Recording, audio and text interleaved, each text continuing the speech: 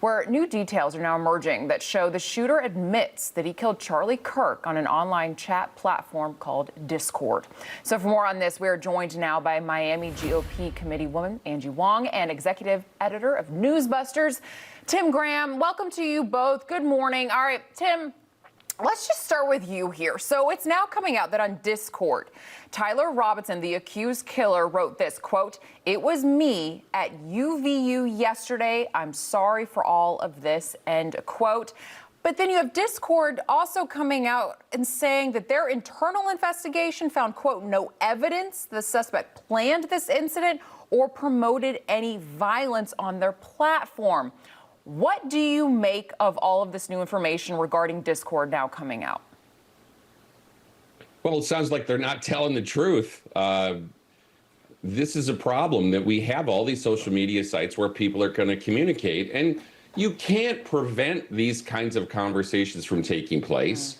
So just admit that it happened. I don't understand that. It's the same sort of strangeness we're seeing where we have all these media people trying to suggest you can't find a motive when it's, you know, it was written on the bullet casing. It's, you can see it everywhere, and they're trying to say, there's no evidence he's a left-winger. So just admit what we all know. That's what hopefully this indictment coming out today will say. This is what the information is. Yeah, I mean, his friends and family, they've all come out and said he was so politically angry as of late. You know, he grew up in that conservative Christian household. Well, what changed? He went to college and, you know, allegedly indoctrinated with all these left-wing ideologies. There was a lot of messages. And then, you know, Angie, FBI Director Kash Patel, came out and said there was an alleged handwritten note that has now actually been destroyed, that they found portions of it in the home that he shared with his transgender partner. He said in that note that if he had the opportunity to take out Charlie Kirk, that he would. There was DNA evidence from Tyler Robinson on that note that said that. What is your reaction to this finding?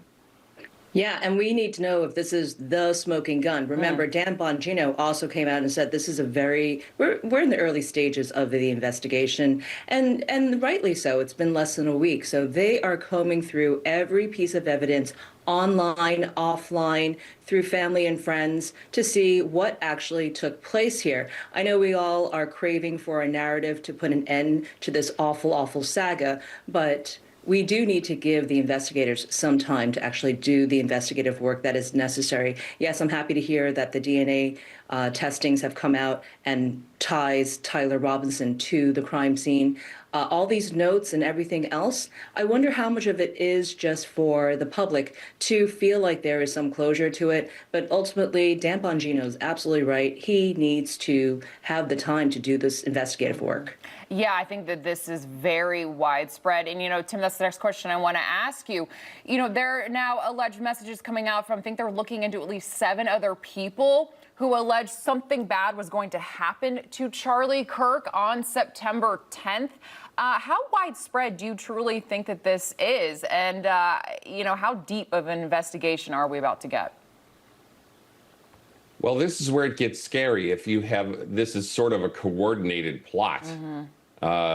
You know, the way that there was a whole set of people who were punished for killing Lincoln back in the day. And I don't know why it would seem a little bit more comforting if it was a lone wolf. But, you know, the more plotting you do, the more evil you look. Yeah, it does. And it's interesting that you do say that. It does make you feel a little more comfortable. They're like, they got the one guy and that is it. They're not looking for anybody else. But I have a feeling that's not exactly what's going to be uncovered. But, you know, Angie, Bill Maher actually had some choice words while hosting his podcast over the death of Charlie Kirk. Let's take a listen. Well, this is a day because a guy who sat there, Charlie Kirk, got shot today. Yeah. And I can't stop thinking about it. And neither can I. And we shouldn't. And if you're on the other side of the political divide and you don't care because the wrong team guy got shot, you.